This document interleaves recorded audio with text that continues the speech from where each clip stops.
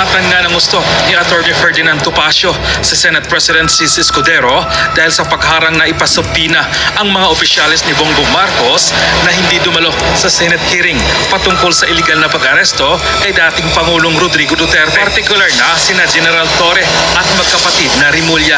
Samantala, hindi nagustuhan ni Senate President Cis Escudero ang naging pahayag ni Senate Committee on Foreign Relations Chairperson Senadora Amy Marcos na nakasalalay ang kalayaan ng Senado sa pag-aproba ng pagpapadala ng subpina laban sa mga opisyalis ng ehekutibo. Giit pa ni Escudero, ang pagiging malaya ng Senado ay hindi pinatunayan sa bawat insidenteng kagustuhan ng isang miyembro ng mataas na kapulungan. Makikita at mapapatunayan anya ito sa direksyon at tinatahak ng kanilang institusyon. Matatandaang sa pangalawang pagdinig ng komite ni Senadora Amy Marcos, halos lahat ng mga opisyalis mula sa ehekutibo ay hindi dumalo dahil una nang iginiit ng Malacanang sa pamamagitan ni Executive Secretary Lucas Bersamin ang isang executive privilege. Kaya naman, pinapasubpina ng komite ang mga executive officials na hindi dumalo. Una nang sinabi ni Senate President Cis Escudero na pinapaaral pa niya sa legal team ng Senado ang subpina dahil taliwas ito sa executive privilege. Tiniyak naman ni Escudero na hindi niya hahayaang mauwi sa constitutional crisis ang sitwasyon. Hindi anya aksyonan ni Escudero ang panibagong pagsubpina ni Senadora Amy Marcos hanggat walang resulta ang pag-aaral ng legal team ng Senado. Ay minabuti ko na ito i-refer sa legal ng Senado para sa gayon ay matiyak na ang aming gagawing hakbang ay hindi makakadagdag ng gulo at hindi maglilikha ng constitutional crisis. Hihintayin ko muna yung legal pero ayokong inaakusahan ng Senado na hindi nagiging patas depende kung pipirma o hindi. Hindi nakabase yun doon. Gagawin ko pa rin palagi kung anong tama at naaayon sa batas. Merong na brewing na showdown between the Senate bilang upper chamber ng Legislative Department at ng Executive Department. Yes. At ito po ay yung tungkol doon sa pag-invoke ng executive privilege ng ating Executive Secretary. Kung nagugulit na natin, di ba nagka-hearing si Manang Amy Opo. doon sa legalidad ng pag-aresto kay dating Pangulong Duterte. At una sumipot sina Secretary Rimulya, dalawang Rimulya, yung brother si John Vic at saka si Boying. Magkapatid ba yun? Magkapatid. Okay. Magkaiba lang itsura. Mas maputi hamak si John Vic. Oo. Abogado naman si Boying. Makisig na mga abogado. Apo. Oh, at least dati ha. Attorney, ha? Ito naman si Torres, si Marbil, di ba? May mga executive officers. Apo. Ngayon, yung last hearing, kahapon yata yun, kung hindi ako nagkakamali. Kahapon ba yun? Kahapon ano? Yes. Sige. O nung kamakalawa, kailan ba yun? Hindi ko Hindi sumipot ang mga nasabing mga miyembro ng gabinete. kamakalawa. Kamakalawa ba yun? Okay. Hindi sumipot yung mga miyembro ng gabinete. Opo. At lumiham si Executive Secretary Lucas Bersamin na dating Chief Justice ng ating kataas-taasang hukuma na sinasabi nilang hindi na darating itong mga taong ito sapagkat unang-una daw nagsalita na sila ng marami nung unang hearing. Sa Quadco. Hindi, sa lang? committee ni Committee. Amy. Sa Okay. committee ni Amy. Okay po. O, sa Senado, Quadcom sa House yun eh. Okay. Pangalawa, hindi na daw sila magsasalita dahil mayroon tinatawag na executive privilege. At on behalf of the President ay hindi na sila pinahihintulutan na dumalo. Okay. Dahil dyan, si Senator Bato ay nagsabing, isampina natin. Nung hindi dumalo, yung sampina, di ba? Opo. Di pinag-aaralan daw, sabi naman ni Senate President Escudero, di yung sampina, pinadala. Sabi niya, teka muna, pag-aralan muna natin yan. Ito ay inendorso niya sa legal counsel. Kasi ang mga yan, yung House, yung Senate, may in-house yan eh, Okay. na mga abogado na kanilang kinokonsulta. Eto, dyan pa lamang. Unang-una, suriin natin ang sitwasyon. May problema tayo dyan. Alam nyo, ako veterano na ng Senate and House hearings. Hindi lang yata 7 Senate and House hearings ang natindan ko. Matitindi pa. Opo. Meron yung Bangladesh bank scam, fertilizer fund scam, yung Dengbaksya, Farmally, marami. Nariyan ako, Kasi Leong, yung sa Pogo, marami sa House, marami rin. Yung kay Pastor Tibuloy, yung nasunog sa, ano ito? Sa Valenzuela, na may namatay na pabrika ng tsinelas, Dengbaksya rin. Yung Bilibid, drug trade na nasangkot si Laila de Lima, marami na po. Yung hearing ng impeachment ni Andy Bautista, ang tagal ko na pong humaharap dyan. Usually po yan, pag nag-issue yung committee ng subpoena, dire-diretso na sa Office of the Sergeant at Arms. Okay.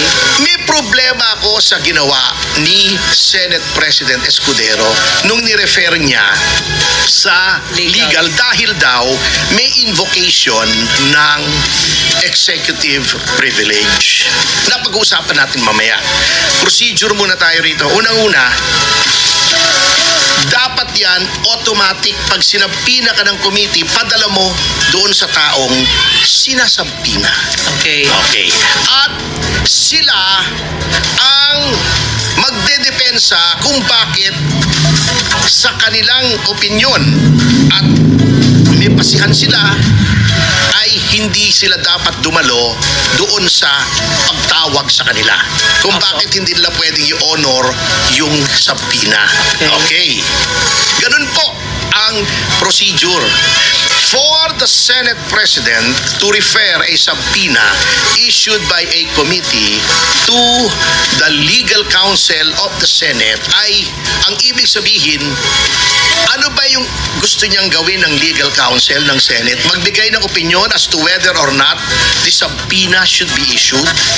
Kung yun ang kanyang purpose, or hihingi ba siya ng opinion dun sa legal counsel ng Senado? Kung yun ang purpose, magiging mas makapangyarihan pa yung legal counsel Kesa sa kanila. kaysa sa senador. Senador po, 2 senador ng Republika, halal ng buong bayan, nationwide, ang nagpapa-issue ng subpoena at head ng isang komite ng Senado. Ipapa-second guess mo kung legal o hindi yung ginawa ng senador sa abogado na empleyado ng Senado.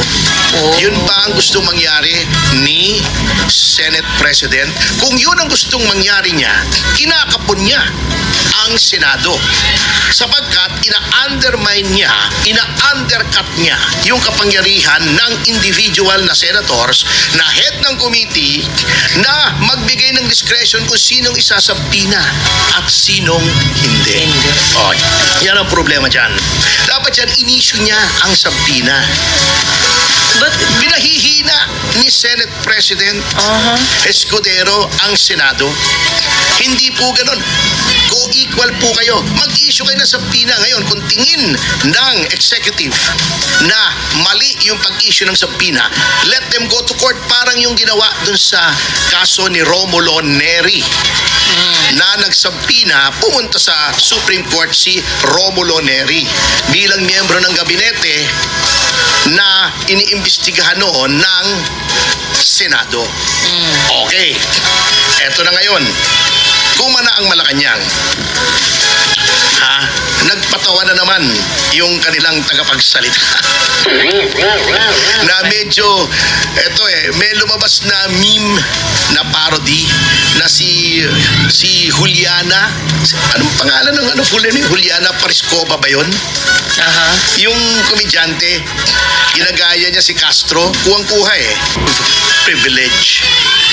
Nanggaling po yun, yung executive privilege ay matagal na pong principle of law, of constitutional law in a presidential or even in a parliamentary system of government.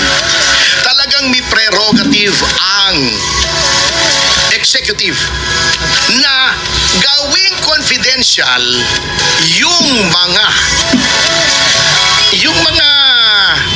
bagay na lihim sapagkat baka mapahiya o makompromiso ang gobyerno. Tama po yun, executive privilege. Ngunit, hindi porket may executive privilege, basta sinabi ng Pangulo o the executive secretary, kasi ang dapat mag-invoke nitong executive privilege ay Pangulo lamang or upon authority of the President. Okay. So hindi kahit sino, hindi pwede nandun ka sa Senado na. Pwede tinanong sa'yo, sabihin mo, executive privilege, hindi po pwede yun. Only the President may invoke executive privilege or a duly authorized representative of the President, usually the executive secretary yan. Yan ang nangyari doon sa NERI, kung saan in-invoke the then executive secretary Ermita, General Ermita, si General Ermita, Opo. ang executive privilege. Ngayon, in ruling, doon po sa NERI, sinabi ng Korte Suprema na tama ang pag-invoke ng executive secretary ng executive privilege. Tama yun. Ngunit, hindi lahat ng pag-invoke ng executive privilege ay dapat automatic. It's not a magic incantation, ha? Hindi yan magic charm na basta winagayway mo, hey, executive privilege. Hindi na pwedeng tawagin yung tao at hindi na dapat magpakita sa Senado. Limitado po. Bakit limitado ang executive privilege? Bakit po? Kasi sa any constitutional government, there is a so-called balancing of interest. Marami yan eh. The Constitution is basically, number one, ang function ng Constitution is to define the powers of government. Ano bang pwedeng gawin ng executive? Ano bang pwedeng gawin ng legislature? Anong pwedeng gawin ng judiciary? Okay. Aside from that, yan ang bulk, malaking parte ng Constitution ay powers and functions of government. May isang maliit na bahagi doon. Ayan na, binigay na. Ito ang kapangyarihan ng bawat sangay ng gobyerno. Tatlong sangayan. Judiciary, executive, at legislative. Yes. May Bill of Rights. Ano yung Bill of Rights? Yan ang limitasyon sa powers ng lahat ng sangay ng gobyerno. So ito, binigyan kita ng power. Ito pwede mong gawin. Merong Bill of Rights. Ito naman ang hindi mo pwedeng gawin. Yan yun. Simple lang ang konstitusyon kung titignan mo. Okay. Merong executive privilege. Totoo.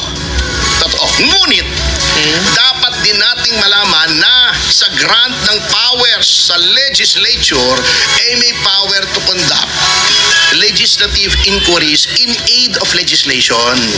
Okay. Meron din yan. Meron ding the right of the people to be informed on matters of public concern. Okay. May right to information din. Opo. Right to public accountability. Yan. Marami pong provision dyan na yan ay kumbaga nagtatalo-talo yan.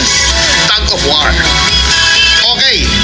Doon po sa NERI, ito ang in short ang sitwasyon. Si NERI pinatawag sa Senado. Pumunta siya. May mga tinatanong sa kanya, hindi niya sinagot. After that, tinatawag ulit siya. Pinlead niya executive privilege. Hindi na po ako pupunta dyan kasi hindi ko pwedeng sagutin yan. May mga tatlong tanong na ayaw niyang sagutin tungkol doon sa NBN-ZTE contract between the Republic of the Philippines and the People's Republic of China. Yun po ang factual milieu o factual background nitong NERI case. Okay. Ang sabi ng Korte Suprema, tama. Pero, in ruling na pasok yung sinasabi ni Secretary NERI doon sa executive privilege, eto, may mga guidelines. Hindi, sabi ng Supreme Court, hindi natin pwedeng sabihin na lahat ng executive privilege Nagaling sa kanila. na i-invoke mo, every time i-invoke mo, ay hindi na pwedeng itanong ang miyembro ng gabinete or any executive officer. Okay. Otherwise, wala nang magagawa. Anong nangyari sa public accountability? Anong nangyari sa transparency? Anong nangyari sa right of the people to information on matters of public concern? May mga karapatan din yan. So, babalansihin mo.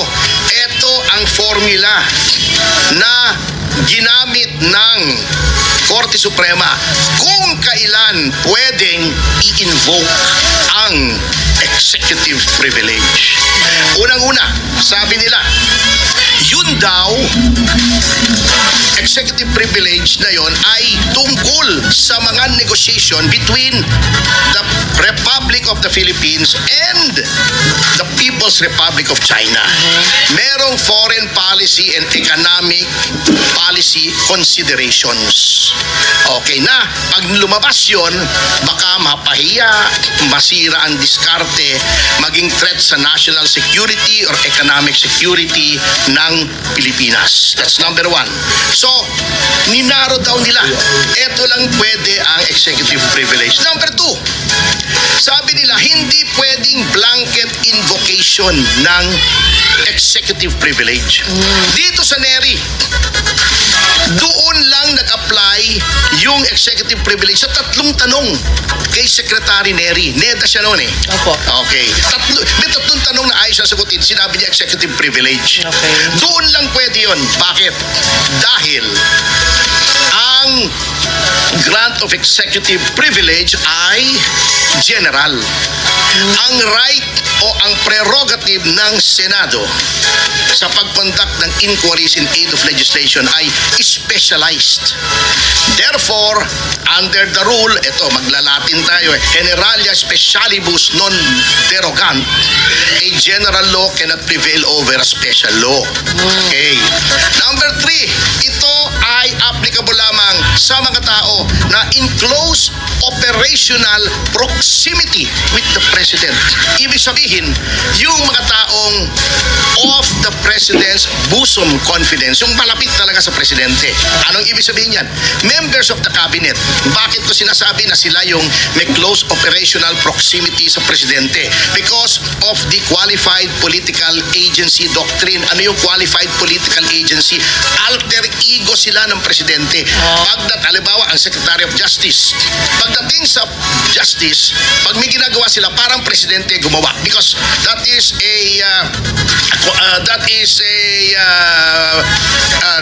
in pursuance of the fact na the President cannot be in all places at all times. Hindi naman pwedeng omnipresent, omnipotent, di ba? Hindi naman alam ng Presidente lahat. Hindi naman pwedeng lahat ng lugar nandun ng Presidente, di ba? Hindi naman siya Diyos, in other words. So pagdating sa local government, yung secretary parang Presidente na pagka kumikilos. Yun ang sinasabing close proximity to the President. Plus, ang applicable lang ito ay when it comes to negotiations or policy, pag-set ng policy. Hindi implementation ng policy. Okay.